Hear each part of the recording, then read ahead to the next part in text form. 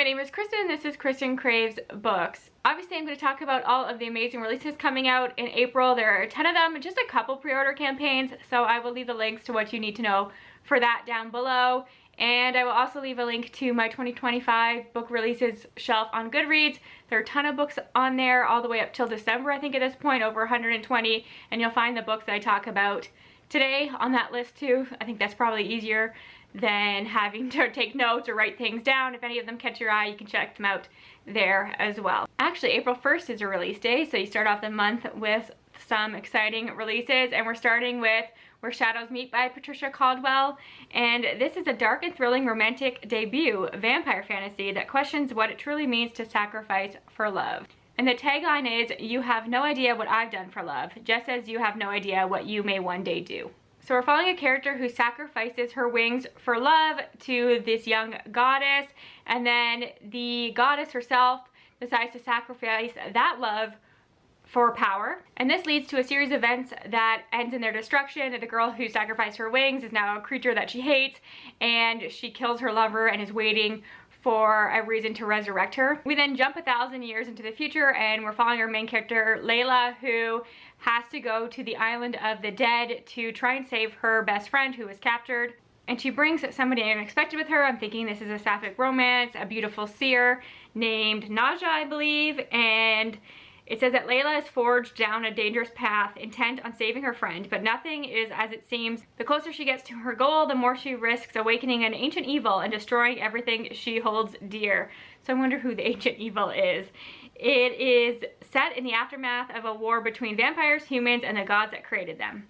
So this sounds really interesting, a debut. I've talked about this before in a video where I did my US versus UK covers, but I am in love with this cover, so that stands out to me. And I'm very curious. I'll read reviews first, but I'm very curious about this one. And then of course, my girl Abby Jimenez has a book coming out. It's her one book a year thing, and I always end up excited for them. I've had some hits, I've had some misses with her, but when she hits, she really hits. And this one is Say You'll Remember Me. And as is true for all of Abby Jimenez's romances, at least the ones that I have read, she always tackles difficult themes and heavier topics.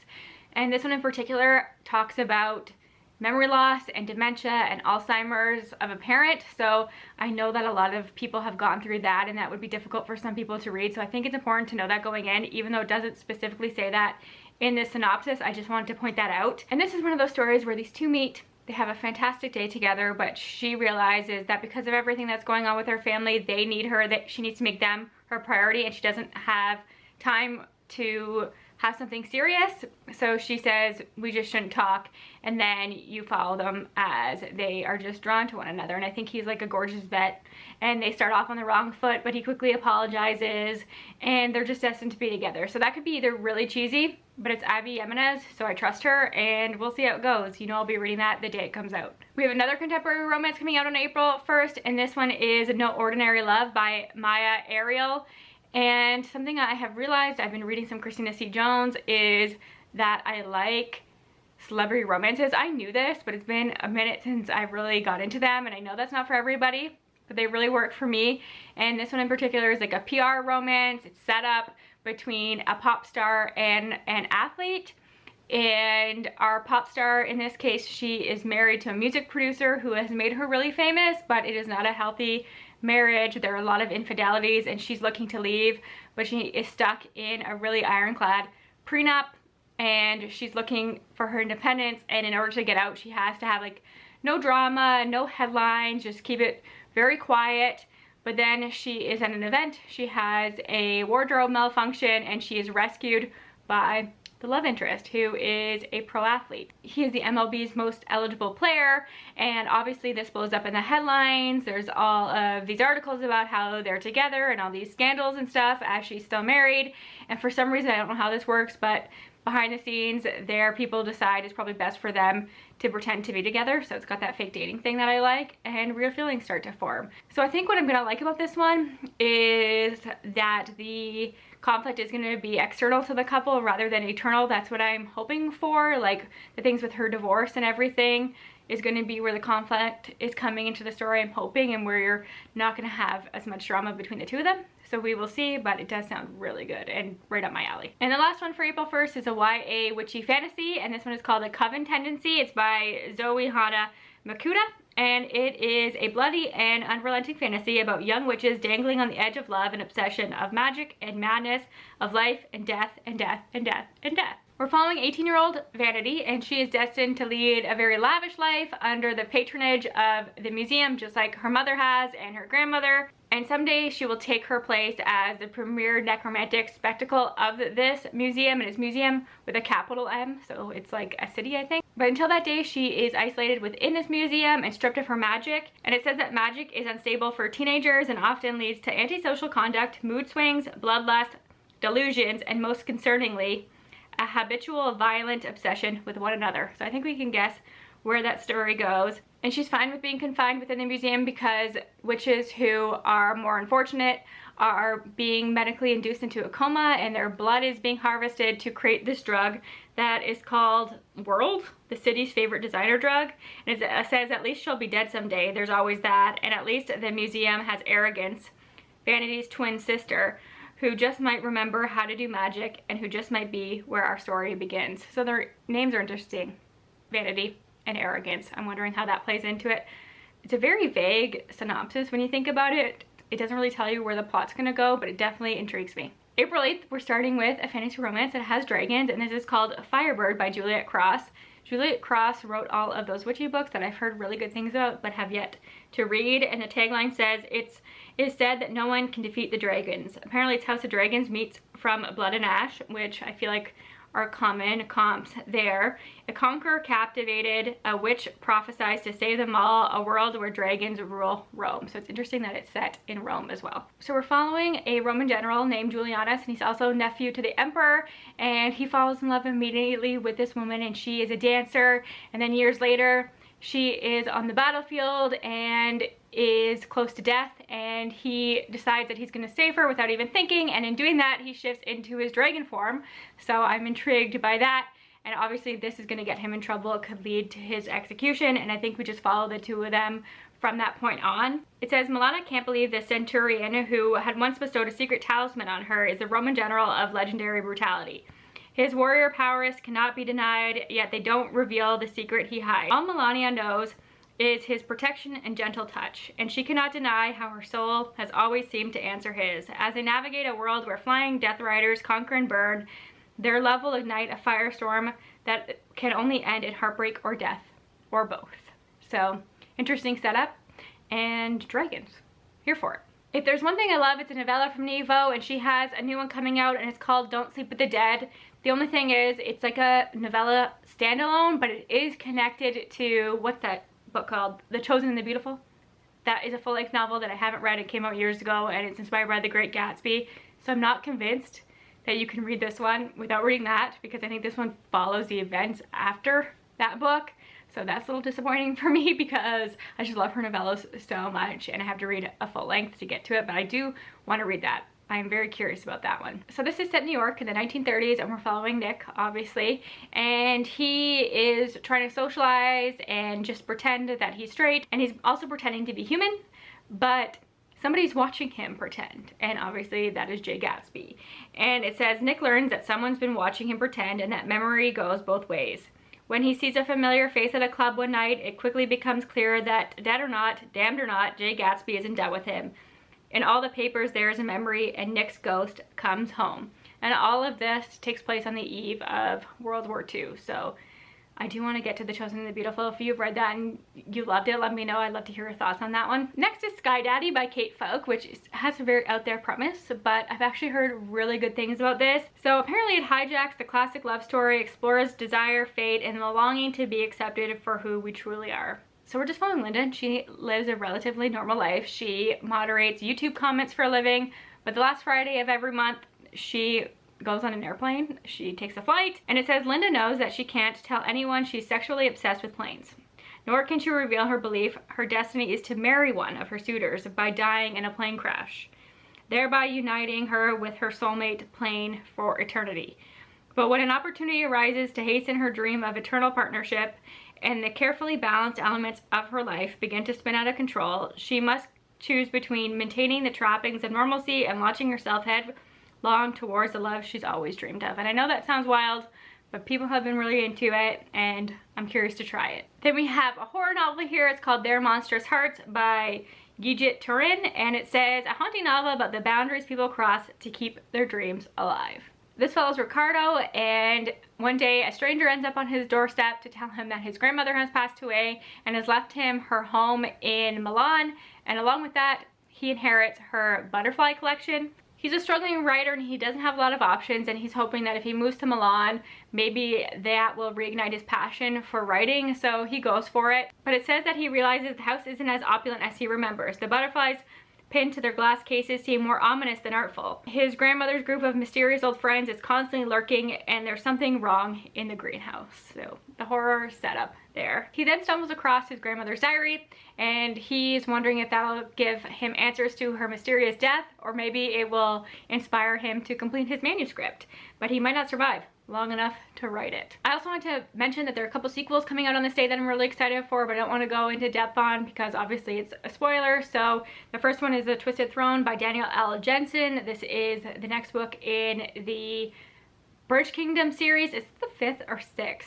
Let me check, I'm curious. Okay, so it's a 5th, and I don't even want to tell you the couple that it follows, nothing. Just know that I love Bridge Kingdom, the first book in this series, so much. And the first 2 books follow one couple, 3 and 4 follow a different couple, and then this one will start following another couple after that. But if you're somebody who doesn't like fantasy, you're not typically a fantasy reader, but you're a romance reader and you really want to try fantasy romance, I think that Bridge Kingdom is a good place to start because there's not a lot of fantastical elements. It's a fantastical world, there's politics and things like that in it, but it's not overbearing. There's not a lot of magic. I don't think there's any magic. It's very unique in what it does, and I love Danielle L. Jensen. This is one of my favorite fantasy romances. I'm struggling to figure out what I love in fantasy romance, but that is up there as one of my favorites, so I highly recommend, and I'm excited to have a new book in this series. I still have to catch up. I haven't read 4 yet, but there's a pre-order campaign, so if you submit your receipt for this one, I'll leave a link down below, you will get art prints of the couple in this one. I won't tell you their names, but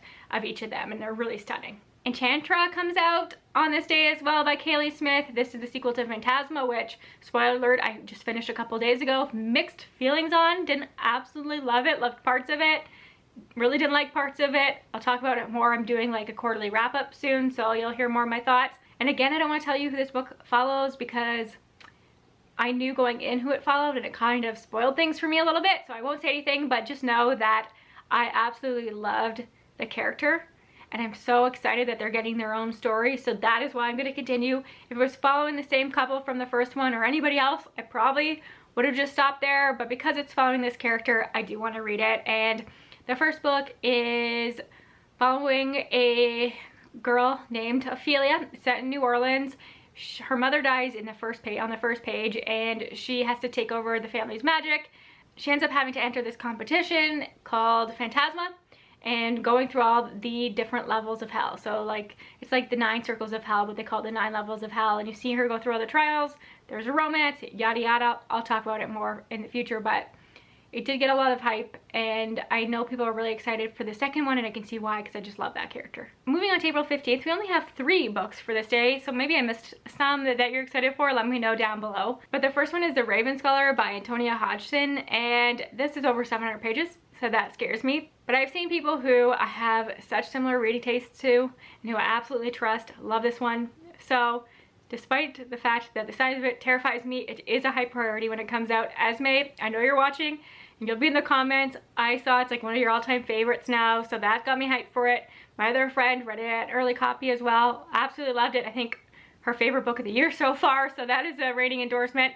So if you're like me and the 700 page length scares you, just know that people are loving it, so maybe it reads quick. It says it's a masterfully woven and playfully inventive tale of imperial intrigue, cutthroat competition, and one scholar's quest to uncover the truth. I'm gonna read you the synopsis because I just love the way it's written, which makes me more excited to read the book, actually. Let us now fly to the Empire of Orin, where after 24 years of peace, a person must end his reign. In the dizzying heat of midsummer, 7 contenders compete to replace him. They are exceptional warriors, thinkers, strategists, the best of the best. Then one of them is murdered. It falls to Nima, the Emperor's brilliant idiosyncratic high scholar to find the killer before the trial's end. To do so, she must entangle a web of deadly secrets that stretch back generations, all while competing against 6 warriors with their own dark histories and fierce ambitions. Nima believes she's alone, but we are here to help. All she has to do is let us in. If she succeeds, she will win the throne. If she fails, death awaits her, but we won't let that happen. We are the Raven, and we are magnificent. There's nothing I love more than the collective we in a novel when it's done well. So I am so into that. Cannot wait to try it and get over my fear of the page length. But I've heard obviously incredible things about it. And Lecky and Alexi Harrow have blurbed it. So yeah, it's gonna be a priority for me. I just have to get over myself. One that I cannot wait for is Samadina by Akwaeke Emezi. Akwaeke Emezi is obviously one of my favorite authors. I will read anything that they write at this point. They write from a wide range of genres and I've loved it all. From like literary fiction to romance and this more middle grade stuff. And Bitter and Pet are 2 of my favorite books of all time, not just middle grade young YA, just of all time. I think that they are brilliant, and this seems to fall more into that category, and you can even see from the art style that it's similar.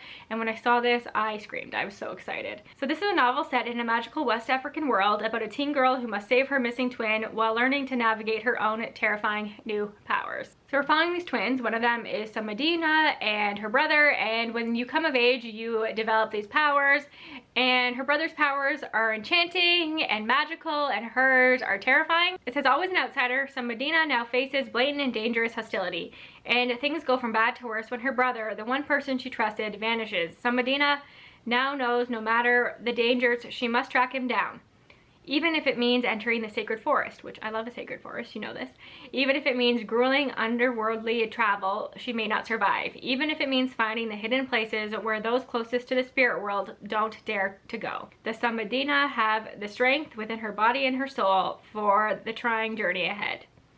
So this masterfully weaves a tale of family, identity, and the power of the past in a world where the extraordinary is ordinary. And I just know that Akwaeke Emezi is going to handle that well. I've seen some really good early reviews for this, and I need a copy for my shelves to go beside Bitter and Pet, because those are 2 of my faves. Then we have a sequel that I won't go into again, but there's a Preorder Campaign, and we've been waiting for this one for a long time. But The Ashfire King by Chelsea Abdullah finally comes out. This is the sequel to The Stardust Thief, which I read years ago, I feel like. Was it 3 years ago, 2 years ago? And I think the release date for this one has been pushed back quite a few times, and I kind of forgot about it. And then I looked at it recently, looked it up recently, and it was coming out in April. And I was like, oh, finally, and there's a pre-order campaign.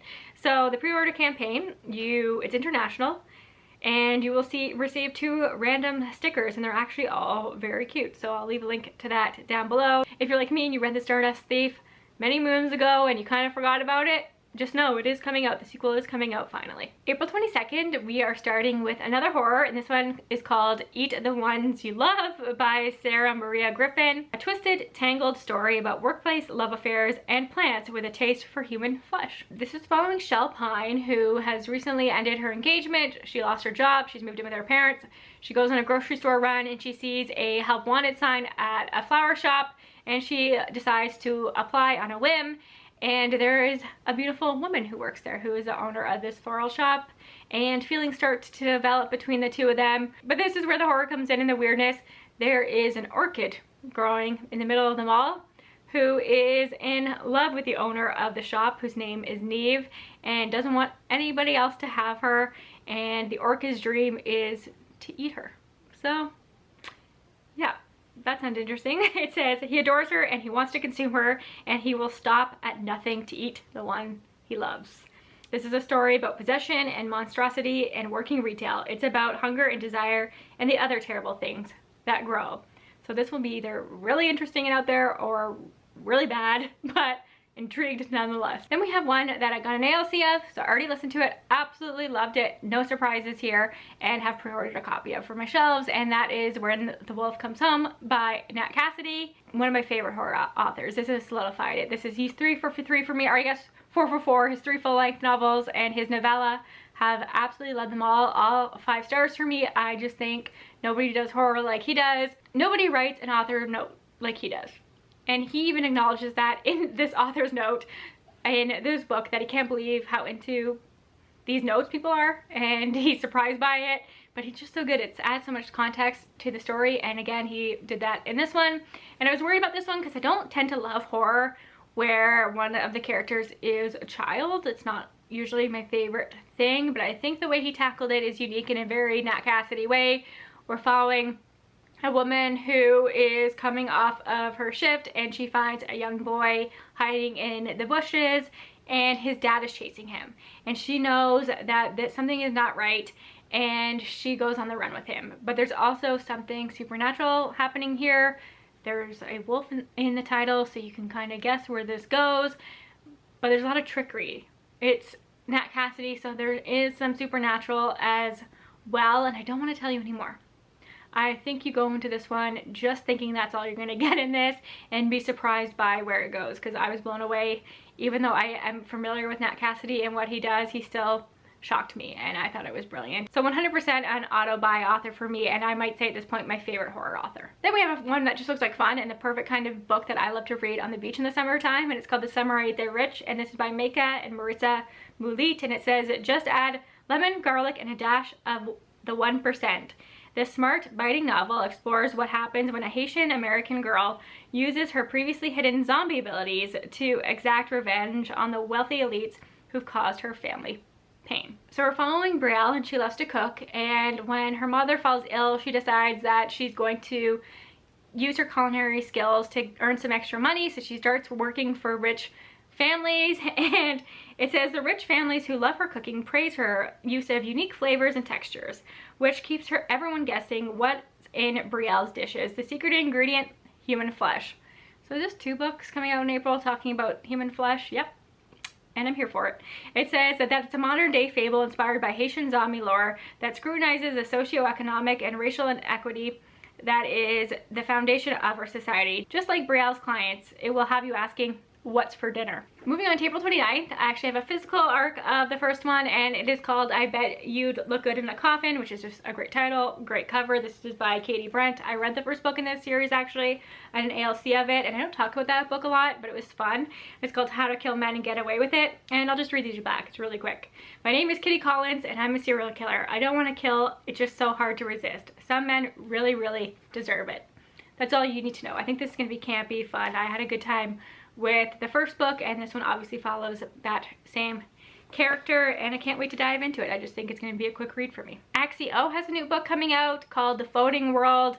Axio wrote The Girl Who Fell Beneath the Sea, which I absolutely loved, and I've been waiting for something more fantastical from her, and this is a romantic fantasy reimagining of the Korean legend of celestial maidens. Suno lives in the underworld, a land of perpetual darkness. An ex-soldier, he can remember little of his life from before to years ago when he woke up alone with only his name and his sword.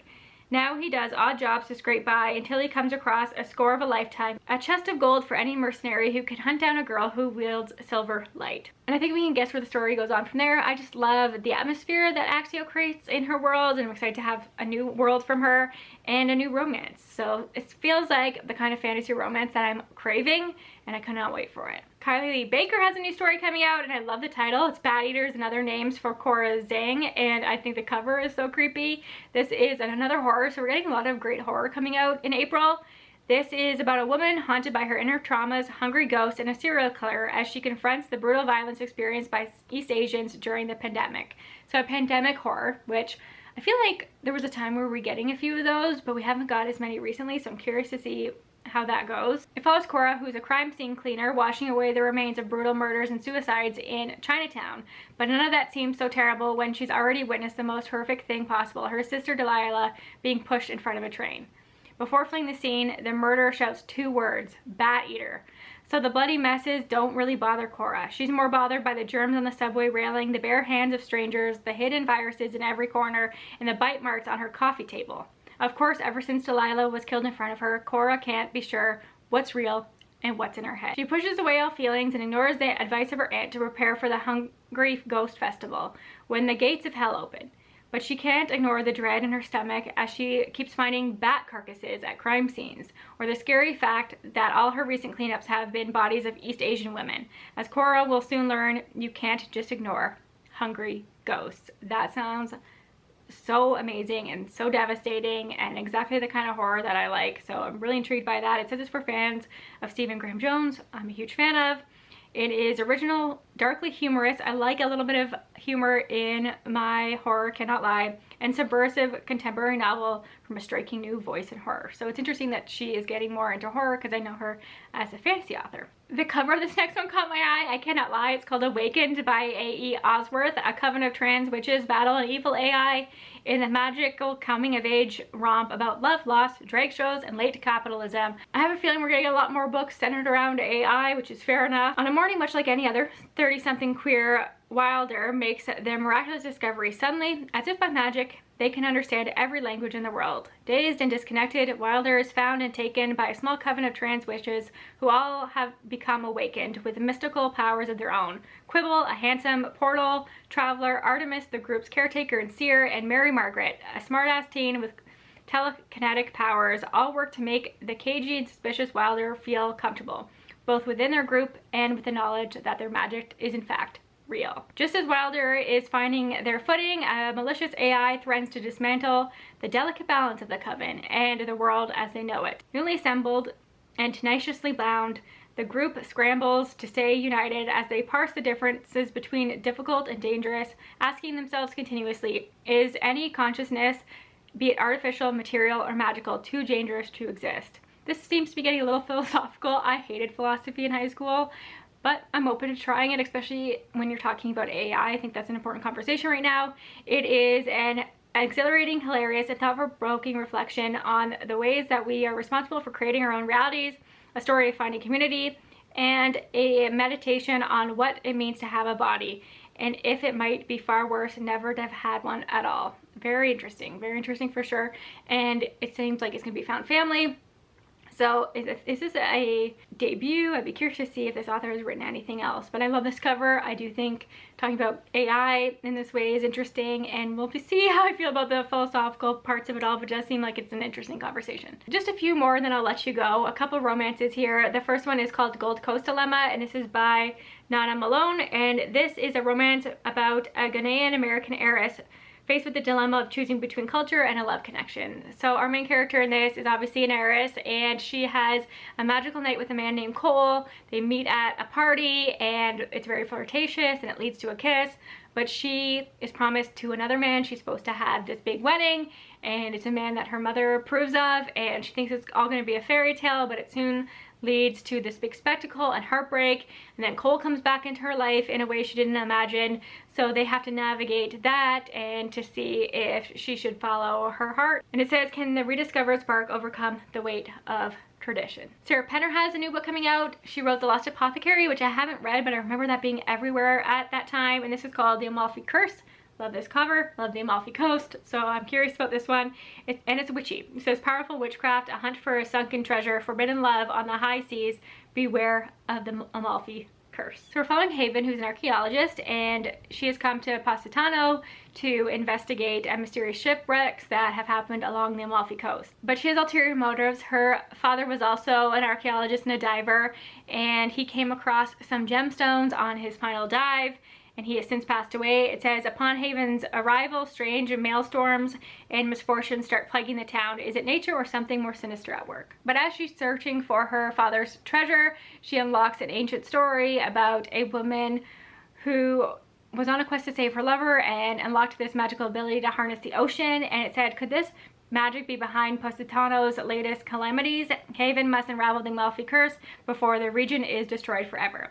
Against the dazzling backdrop of the Amalfi Coast, this bewitching novel shimmers with mystery, romance, and the untamed magic of the sea. So you get a little romance in there as well. And I love that setting, obviously. And then last but not least, one of my most anticipated romances of the entire year. This is Miss V's Hot Girl Summer by A.H. Cunningham. A.H. Cunningham wrote Out of Office, which I absolutely loved, and I have a few of her books on my Kindle. She has a lot of self-published stuff out there that looks really steamy and really good, and I like that in this case she's writing older characters, and it's Trinidad Velasquez plays by the rules. Now she has one chance, one sizzling carnival weekend to leave it all behind. We're following Trinidad, and she has spent the last 16 years raising her twin sons as a single mother and having a really stable life, and her current boyfriend proposes to her, and she has a realization and she can't help but wonder if at her age, love should be practical, not butterflies and heart-racing chemistry. But her teenage son ends up tricking her into a Caribbean carnival vacation, and she finds herself staying with the one guy who's always